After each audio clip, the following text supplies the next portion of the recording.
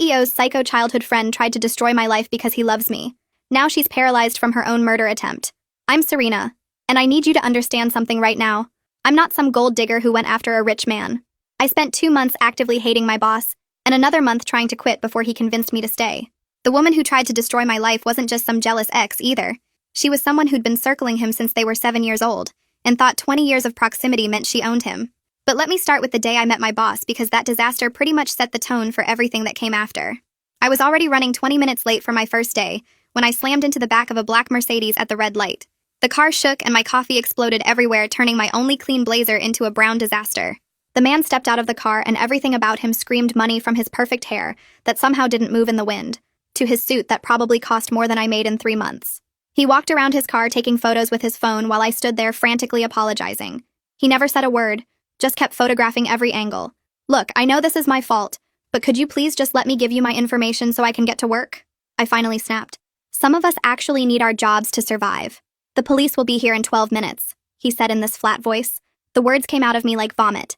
Are you kidding me right now? I said I'm sorry like 50 times and I have insurance, so what's your problem? He looked at me then with these dark eyes that had zero emotion in them and said, the damage exceeds $4,000, which requires legal documentation. I just rolled my eyes at the stubbornness. By the time the police finished, I was 45 minutes late. I ran through the lobby and threw myself into the elevator, praying Janet from HR would understand. But the receptionist told me, Mr. Warner will see you now, which made no sense. She led me up to the top floor where the CEO worked, and there behind the desk sat the man from the Mercedes. My brain just stopped working for a second, because what were the chances that the random rich asshole I'd crashed into was actually the CEO of this company? He didn't even look up from his computer when he said, "You're 45 minutes late. That's unacceptable. Because you insisted on waiting for the police." The words flew out before I could stop them, and I immediately wanted to die because I just yelled at him twice in one morning, and you just yelled at your potential employer. Again.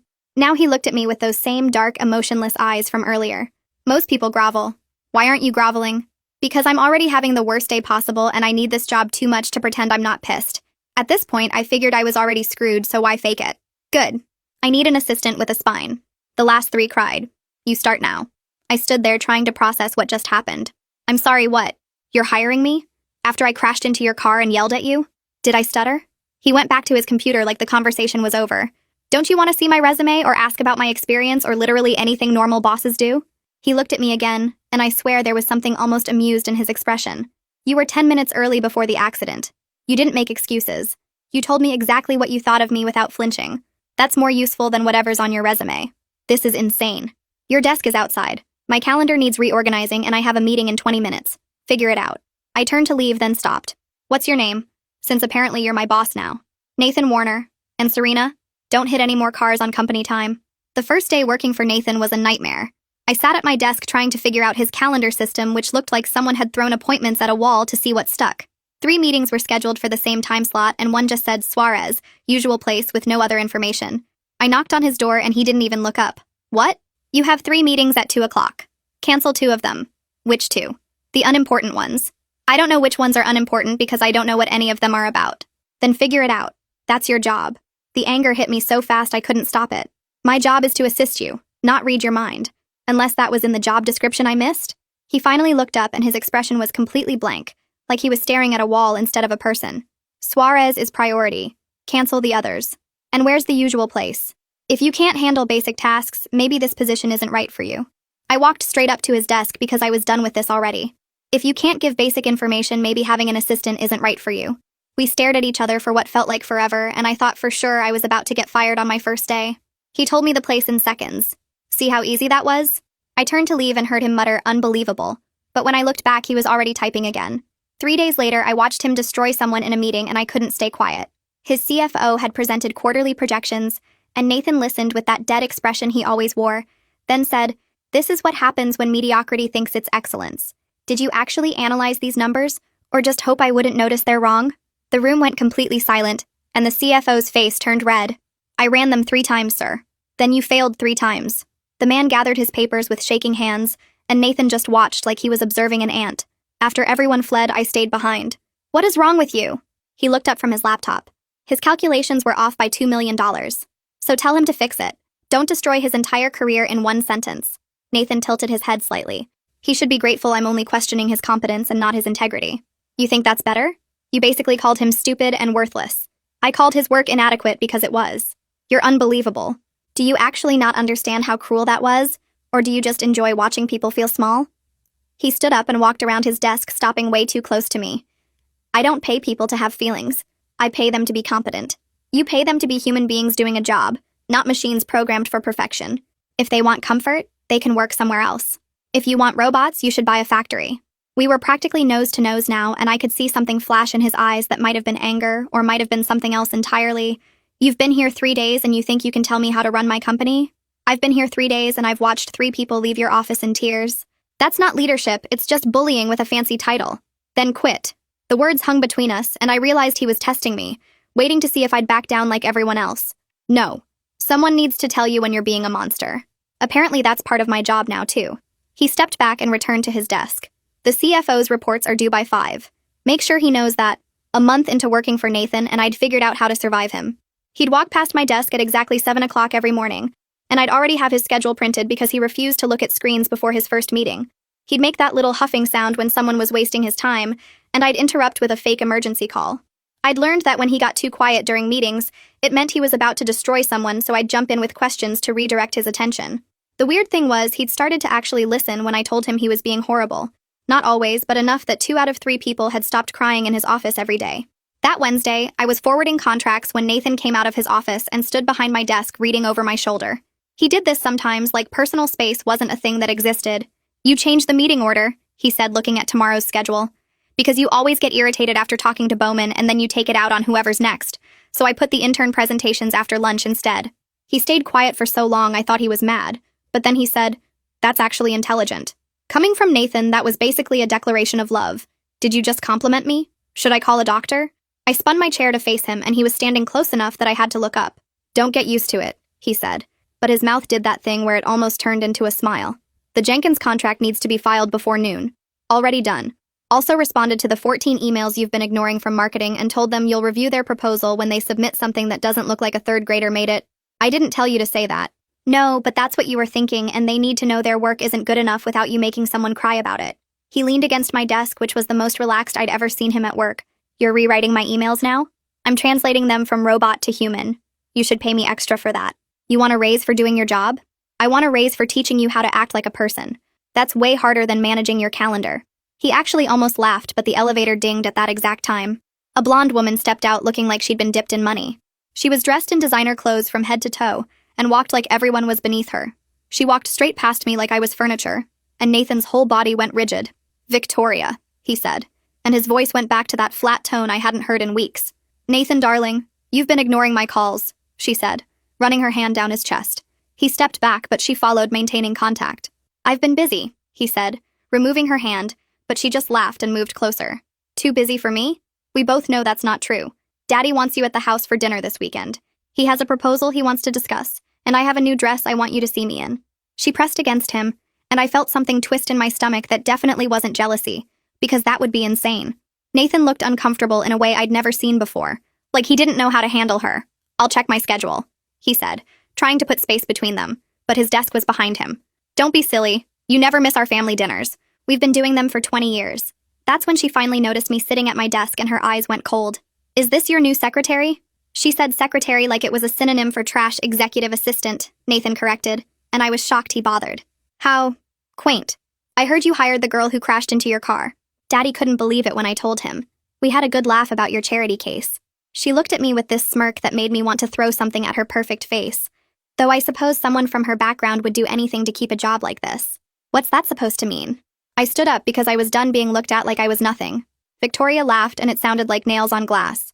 "Oh, she speaks. Nathan, you really should train your staff better. It's inappropriate for the help to insert themselves into private conversations." The word help hit exactly how she wanted it to. "I'm not the help. I'm his assistant. And you don't have an appointment, so technically you're the one being inappropriate." She turned to Nathan with this pouty expression that probably worked on every other man in existence. "Are you going to let her talk to me like that? You know how sensitive I am." Nathan moved away from his desk and stood between us, which shocked me. "Serena's right. You don't have an appointment. And she's not a charity case. She's the most competent assistant I've had." Victoria's face went red. "You're defending her? Over me? She's my employee and you're being disrespectful in my office. I think you should leave." Nathan's voice was colder than I'd ever heard it, and Victoria looked like he'd slapped her. This is because of her, isn't it? She's turned you against me. I don't know what she's doing for you, but I could do it better. The implication in her voice made me want to gag. Nathan walked to his door and held it open. Victoria, leave, now. After Victoria left, Nathan stood there for a moment, still holding his office door open, like he couldn't quite believe what had just happened. I went back to my computer trying to process the fact that he'd actually defended me. Nathan Warner, who treated people like malfunctioning equipment, had just kicked out someone he'd known for 20 years because she insulted me. Serena, he said, and his voice sounded strange. I apologize for Victoria's behavior. That was inappropriate.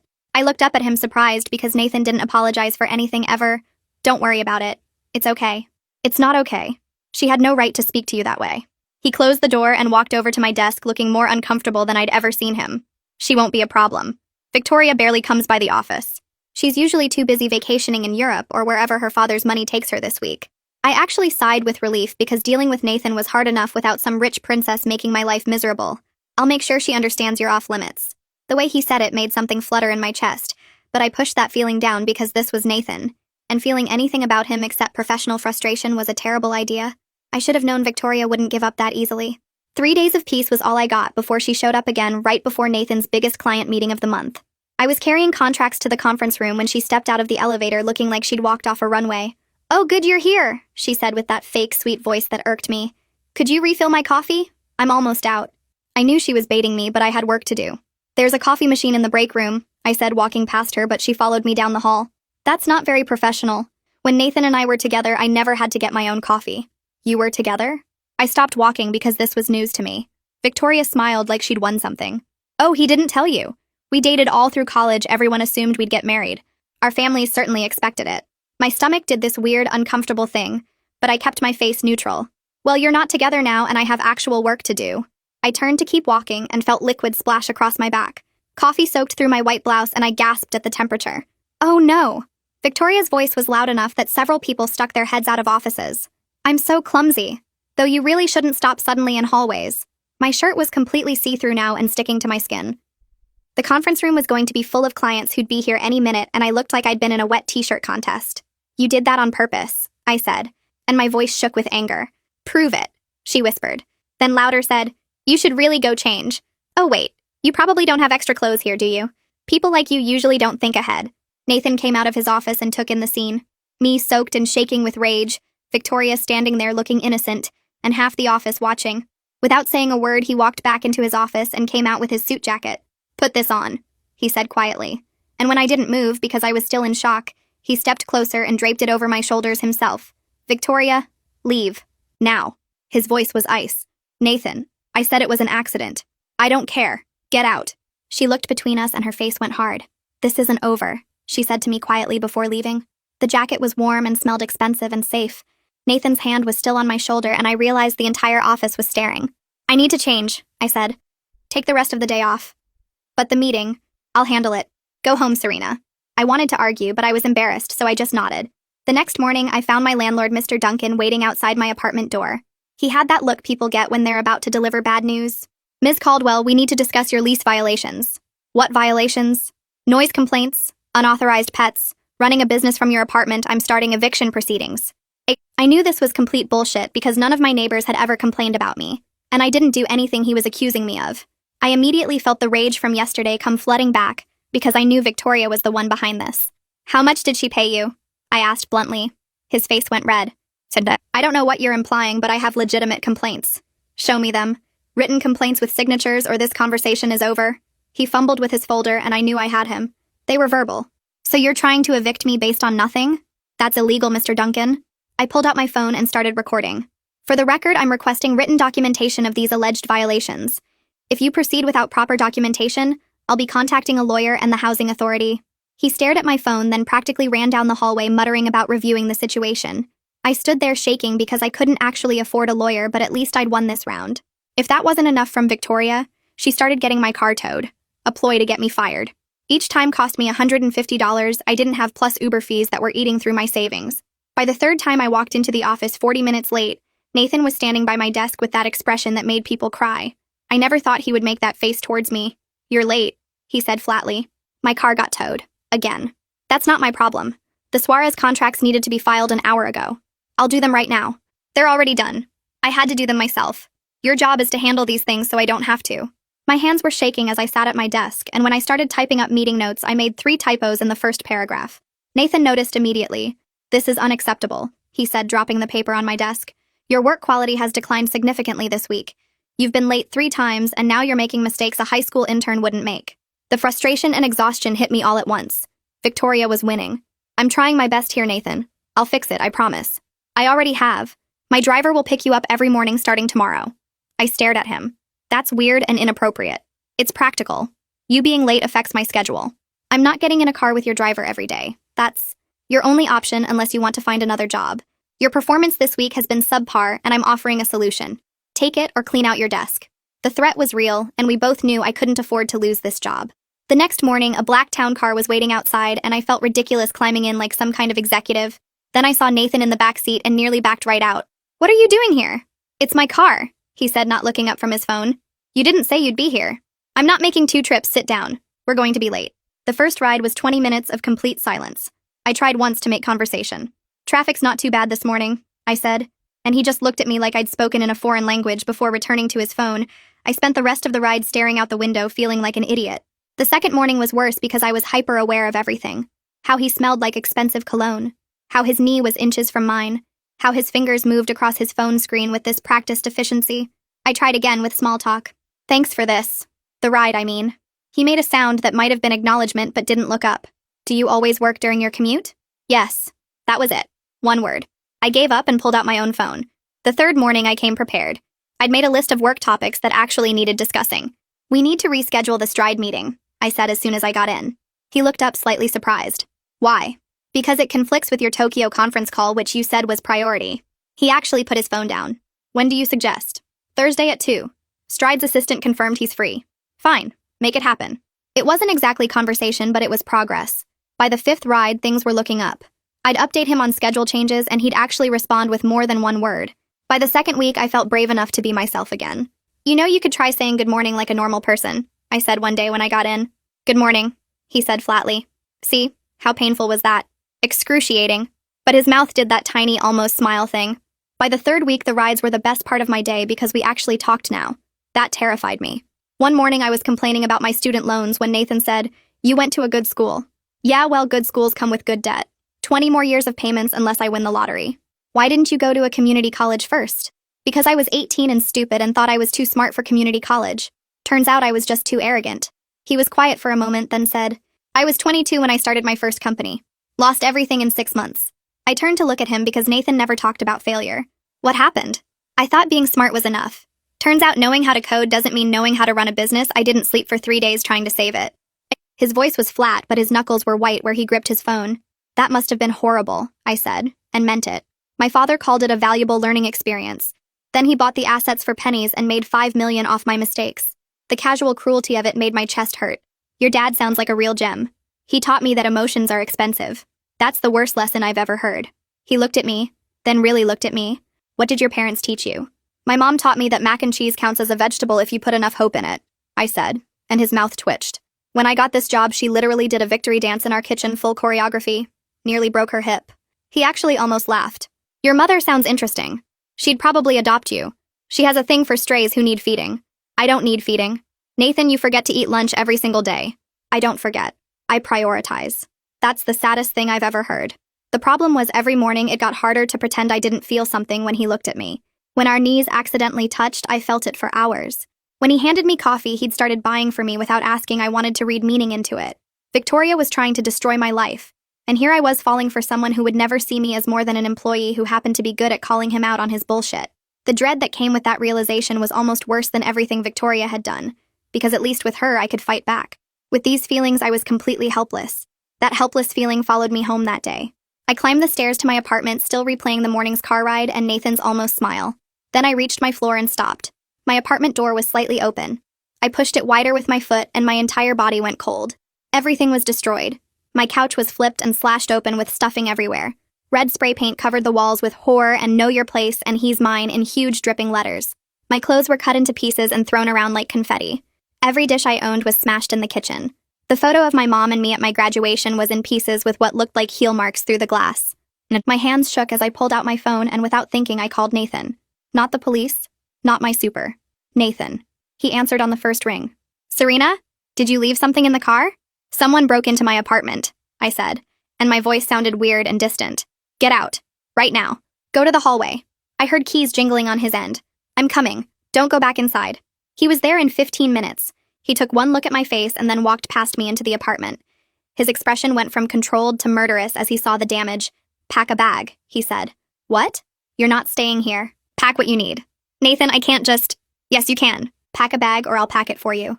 The way he said it meant there was no argument, so I grabbed clothes that weren't destroyed and threw them in my gym bag. Where are we going? I asked in his car. My place. That's inappropriate. I'll get a hotel. With what money? He was right, and I hated it. This is Victoria, isn't it? I said, and it wasn't really a question. Yes.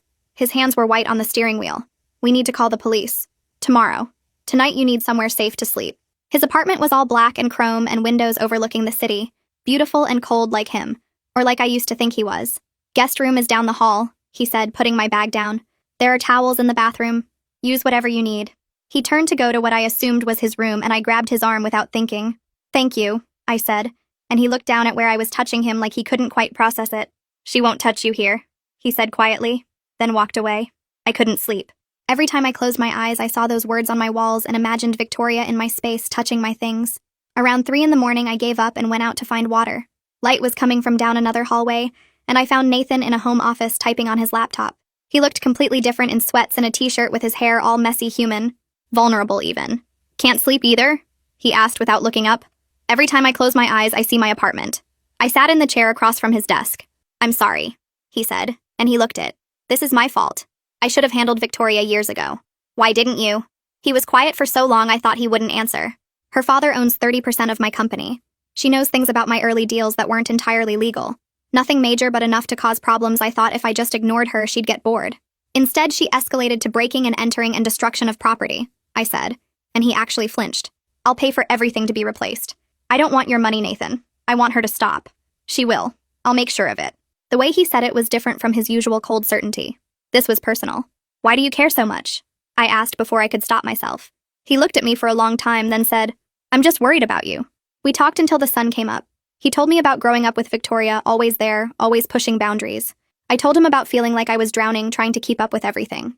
At some point, I made coffee and we moved to his living room, sitting on opposite ends of his probably $10,000 couch. You look different like this, I said as morning light filled the room. Like what? Human. He almost smiled. You should get some sleep, he said, but neither of us moved.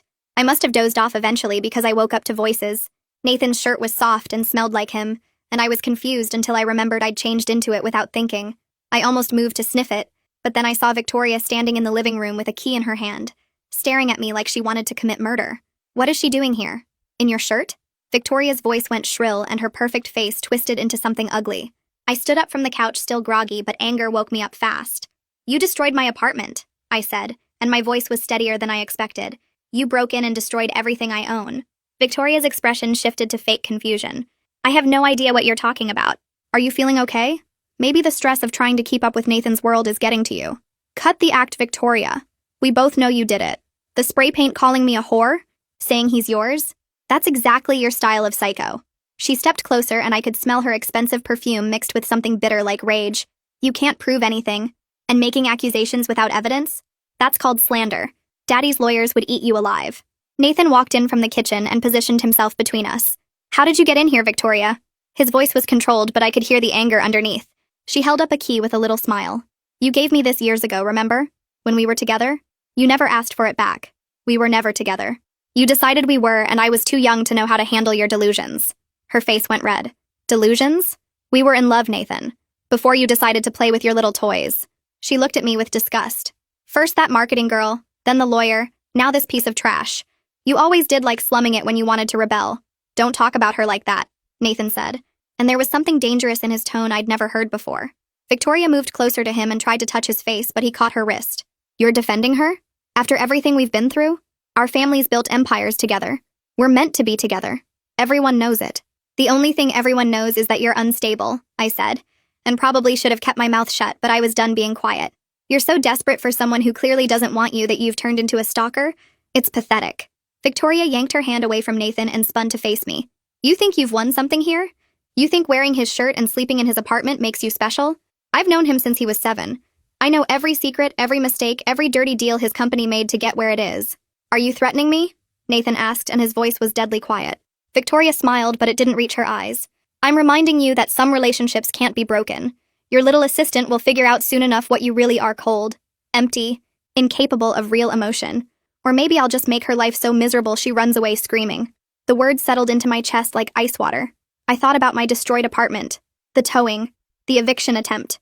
How far would she actually go? Victoria turned back to Nathan. This is your last chance.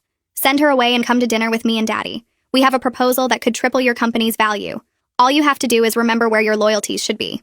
She walked toward the door, then paused. I'll give you 24 hours to think about it. After that, the offer expires and things get much worse for your little charity case.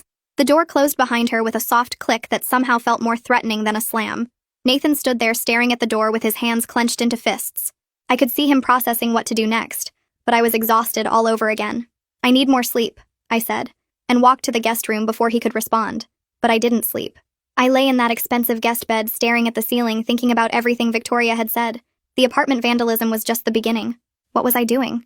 Staying at my boss's apartment because some unhinged woman destroyed my home. And for what? A job. A job I could get anywhere else.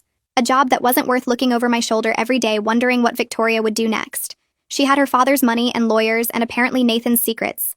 I had student loans and a destroyed apartment, and a boss who I was developing feelings for, which made everything 10 times more complicated. After multiple hours passed, I'd made my decision. I got dressed in my own clothes and spent an hour writing a resignation letter. My hands shook the entire time, but I knew this was the smart choice. The safe choice. Nathan's driver took us to the office and the ride was silent. He kept glancing at me, but I stared out the window because if I looked at him, I might lose my nerve. When we got to the office, I went straight to my desk and printed the letter. Then I walked to his door and knocked. Come in. I closed the door behind me and placed the letter on his desk. He looked at it, then at me. What's this? My resignation. 2 weeks' notice. You're quitting? He asked as if I spoke another language. Yes. Because of Victoria. It wasn't a question. Because this isn't worth it, Nathan. She's threatened to make my life miserable. And for what? So I can keep scheduling your meetings? I can get another job. One where psychotic rich women don't vandalize my home. He stood up and came around the desk. So that's it? She wins? She already won. The second she broke into my apartment, she won. I can't fight someone like that. I don't have the money or the connections or the energy. I crossed my arms because I needed the barrier. This is the smart decision. I can't do this without you, he said softly, and suddenly that barrier I created wanted to disappear, but I didn't falter. You managed before I got here. Barely. And not well, he scoffed. Do you know what happened the week before you started? I shook my head. I fired my assistant on a Tuesday.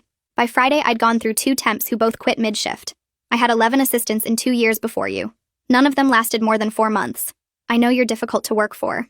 You don't understand. He cut me off.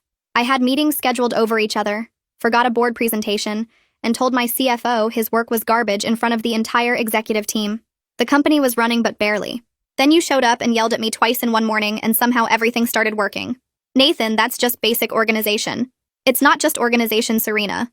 It's not about learning my schedule or managing my emails. It's about understanding how I think and working around it instead of just surviving it. His voice was urgent. You're the only person I've ever been comfortable with in my own office. The only one who doesn't tiptoe around me like I'm about to explode. He stepped closer and the barrier collapsed. She's not going to stop Nathan. Then let me handle her. Let me protect you. His jaw tightened. I would destroy every contract I have with her father. You wouldn't. It would destroy your company too. I'd rather burn it all down than let her hurt you again. His eyes searched mine. He was looking to see if I believed him, if he had somehow convinced me. I wasn't sure if either of us found what we were looking for because his expression cracked. Please don't quit. Not because of her, he pleaded. I stood there looking at my resignation letter, feeling everything inside me war with itself. The smart choice was to leave. The safe choice was to run. But the way he was looking at me made me want to be brave, even though I'd never felt less brave in my life. I need to think, I finally said, and his face fell, but he nodded. Okay, take the day. Take whatever you need. I went back to my desk but couldn't focus on anything. Nathan disappeared into his office and I heard him making phone calls with that sharp tone he used when he meant business.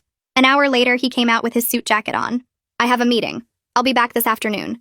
It's not on your calendar. I know. He looked at me and his eyes were cold in a way I hadn't seen in months. Cancel everything else today.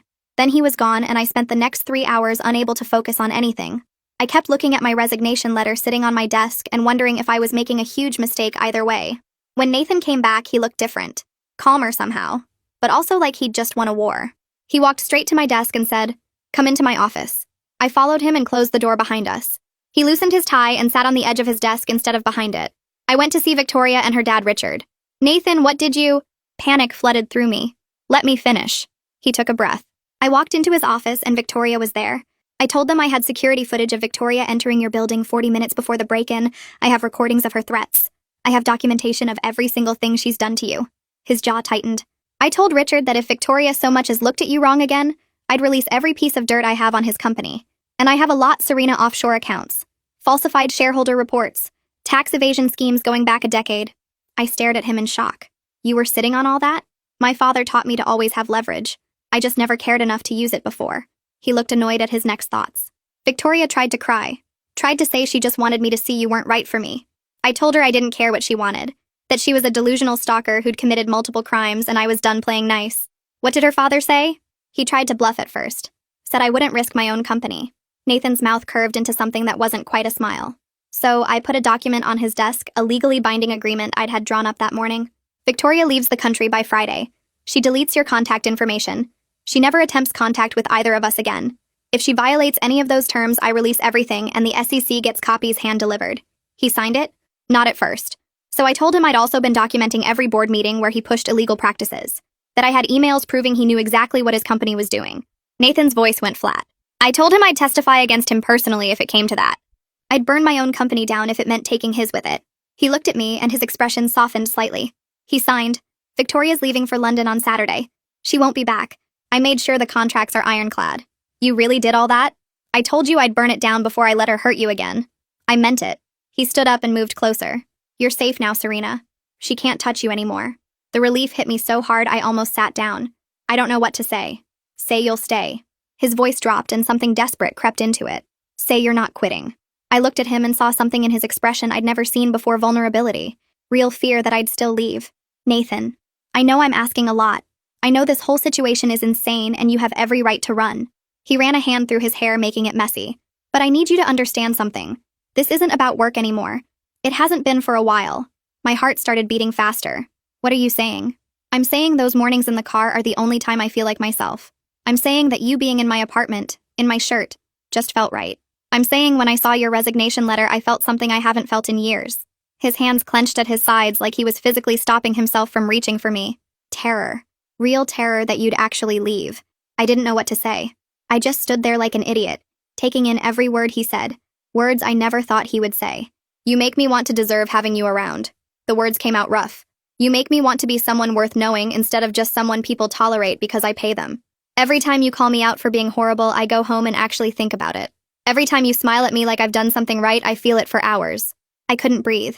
Serena, I'm completely gone for you and it terrifies me. He stepped closer and his voice went quiet.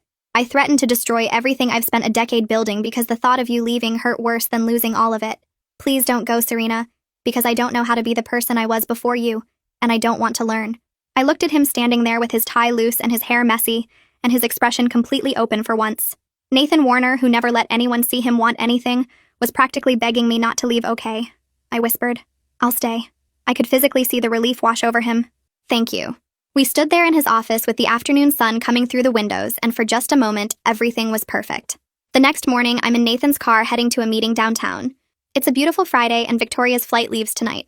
Just a few more hours. After today, we should celebrate, Nathan says, and his hand rests on the console between us, but he moves his hand to hold mine. He doesn't reach because someone hits us from behind. The impact from behind is so violent, my head snaps back and hits the headrest hard enough to see stars. The car swerves wildly. What the hell? Nathan is fighting the wheel, trying to keep us straight. I turn around and my blood turns to ice. Victoria's black SUV is right on our bumper and her face is twisted with something beyond rage. Something that looks like madness. She slams into us again even harder and we shoot forward through the intersection. Nathan is gripping the wheel so hard his knuckles are white. She's going to kill us, I say, and my voice sounds strange and distant. I know. Nathan accelerates, trying to get distance, but she matches our speed easily. Hold on to something. We're going 60 through a 30 zone now, and my hands are gripping the door handle so hard it hurts. Nathan is checking mirrors constantly, his jaw clenched tight. Victoria rams us from behind again, and the whole car shudders. I can hear metal scraping. Something in the trunk crumples. She pulls up beside us in the oncoming lane, and when I make the mistake of looking at her, I see her face clearly. Her makeup is smeared. Her hair is wild. Her eyes are completely unhinged. She's screaming with her mouth wide open, veins bulging in her neck. She mouths the words, "You ruined everything," and then she jerks her wheel toward us. The impact sends us swerving and Nathan barely corrects in time. She hits us again, and again, each collision worse than the last. The bridge is ahead. Nathan's voice is strained. If we can just make it across, there's a police station on the other side. But something in my gut tells me the bridge is wrong, that we're running into a trap. But Victoria is right behind us, and there's nowhere else to go, and we're moving too fast to change direction now. We hit the bridge entrance going 90 miles an hour. The lanes narrow immediately. Concrete barriers rise up on both sides. No exits. No escape routes. Just 4 lanes stretching across the river with nowhere to go but forward. She accelerates and pulls up beside us again, matching our speed perfectly. When she looks at me again, she smiles, like she's genuinely having fun. It's the most terrifying thing I've ever seen. Then she slams into us with massive force. Our car hits the left barrier and sparks fly everywhere like fireworks. She's trying to push us over the edge. Nathan's voice is tight with real fear now, and that scares me more than anything because Nathan is never afraid. We're going over 100 miles an hour now, and I can see the city skyline spread out beyond the bridge. We're so impossibly high up, at least 15 stories above the river. If we go over the edge at this height, the fall alone would kill us before we even hit the water. "Nathan, I'm scared," I say, and tears are streaming down my face. "I don't want to die like this." "You're not going to die." He's fighting the wheel with everything he has, but I can see him losing control. "I won't let you." Victoria hits us again, and something in our car breaks with a sound like a gunshot. The steering wheel jerks hard to the left, and Nathan is fighting it with both hands, but it's not responding anymore. I can't control it. He's pulling the wheel with everything he has, but we're veering straight toward the barrier. "Serena, I can't." We slam into the barrier going over 100 miles an hour. The world becomes violence and noise and chaos. The barrier crumples under the force of the impact we're spinning, and I'm screaming Nathan's name over and over, but I can't even hear my own voice. The car crashes through the barrier completely, and suddenly we're airborne. Time does this horrible thing where it stretches out so I can see everything. The sky spinning. The water far below getting closer. The bridge getting smaller behind us. Nathan's hand reaching for mine across the console, and our fingers just barely touching before we hit. Then we hit the edge, and the car dangles over the bridge. My door flies open from the impact, swinging wide over the emptiness below. I realize with horror that my seatbelt isn't fastened right. It twisted during the crash, and it's barely holding me at all. And suddenly I'm sliding sideways toward the open door, toward the drop. "Serena!" Nathan's voice is raw with terror. His hand shoots out and catches my wrist just as I slide completely out of the car. I'm hanging in the air with nothing below me but empty space. The wind is whipping around me, and when I look down, I can see the entire city spread out impossibly far below. The river looks like it's a mile away. "Nathan!" I'm screaming his name, and I can't stop. Can't control the sound coming out of me. "I've got you!" He's leaning out of the car, half his body hanging out too, holding my wrist with both hands. "Don't look down!" But I can't help it. I look down and see exactly how far the fall is. See how the wind is moving my hair. See how my feet are dangling in nothing but air. 150 feet straight down to water that would feel exactly like concrete at this height. The car groans and shifts an inch toward the edge. My entire life flashes before my eyes in the space of seconds. My mom doing a victory dance in our tiny kitchen when I got this job, nearly knocking over a chair in her excitement. The day I crashed into Nathan's car and thought my life was over before it started our first morning ride together, when he actually smiled at something I said, and I realized he was human. The way he defended me against Victoria in his office last night, talking until sunrise in his apartment, seeing him vulnerable for the first time. Every single moment that led to this one, all of it racing through my mind in vivid detail. I'm going to die, and I never told him how I feel. I never said the words that matter most. "I love you." The words tear out of me with everything I have. "Nathan, I love you." Something changes in his face. The fear transforms into something else entirely. Pure, fierce determination. "No." His voice turns to steel. "You don't get to tell me that and then die. You don't get to do that to me." He starts pulling with everything he has, and I can see every muscle in his arms straining with the effort he's lifting me inch by impossible inch. The car groans again and shifts backward. It's sliding slowly off the edge. The car's moving. I can feel gravity starting to win. "Nathan, let me go, or we both die." "Never." He's pulled me up enough that I can grab the door frame with my free hand. "Climb. You have to help me." I'm trying, but my hands are shaking so badly I can barely grip anything. My fingers keep slipping on the smooth metal. The car shifts again and slides another foot backward toward the drop. "I can't!" I'm sobbing so hard I can't see through my tears. "I'm too heavy, the car's going to fall." Then it falls with both of us inside because I'm not letting go. He pulls harder and I manage to get my other hand on the door frame. "That's it. Keep going. Keep climbing." I'm pulling myself up and he's lifting me at the same time, and the car is groaning underneath us, the metal screaming in protest. Then I hear footsteps running on the bridge above us. Nathan, let her drop. Victoria's voice comes from somewhere above, shrill and desperate. The car's going over anyway. Save yourself and come with me. Get away from us. Nathan is still pulling me up, never stopping. I get my elbows onto the doorframe. Just a little more and I'll be back inside the car. Nathan shifts his grip and grabs both my arms, pulling with everything he has left. You can't have him! Victoria appears at Nathan's door on the bridge side. If I can't have him, then no one can. Nathan makes a desperate animal sound, and with one final massive pull, he drags me through the door and into the car and onto the bridge. I collapse on top of him just as the car slides completely off the bridge. This is your fault! She's hysterical, her voice cracking. You chose her. You chose wrong, and now look what happened. She backs away from the edge and disappears from view. For a second, I think she's leaving, that she's finally giving up. Then I hear an engine revving, getting louder. She's going to run us over, Nathan says, and his voice is completely hollow with the realization Victoria's SUV appears at the broken barrier above us. She's going to run us over and take us all out together.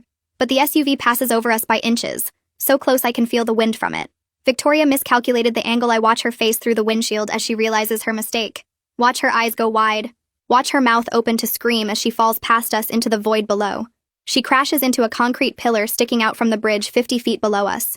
The impact sound is horrible, metal crunching and glass shattering. The SUV wraps around the pillar and hangs there. I can see her slumped forward in the driver's seat, not moving. Don't look, Nathan says, and he pulls my face into his chest, his hand cradling the back of my head. Sirens are screaming. People are shouting. I can hear a fire truck pulling up, its brakes squealing. You're safe now, Nathan whispers into my hair. You're safe. He says it like he's thanking every god. You wouldn't let go. I'm shaking so violently I can barely get the words out. You told me you loved me. His voice breaks completely. How could I let go after that? I meant it. I look up at him and his face is streaked with tears. I love you, Nathan. I love you too.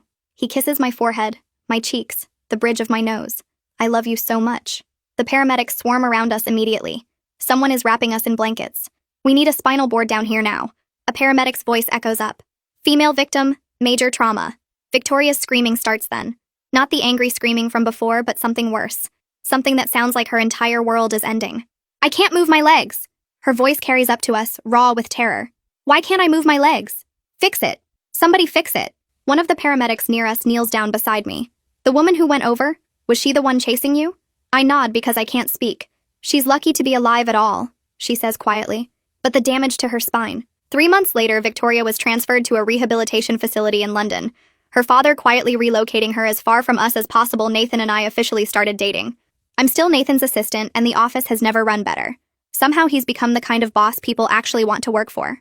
The CFO hasn't cried in months. You're taking credit for that, Nathan says one morning after his CFO thanks him for constructive feedback. I absolutely am, I reply, stealing his coffee. I've earned it. He pulls me close right there at my desk, not caring who sees. You've earned everything. We survived Victoria's madness, and somehow on the other side of all that destruction, we found exactly what we were looking for each other.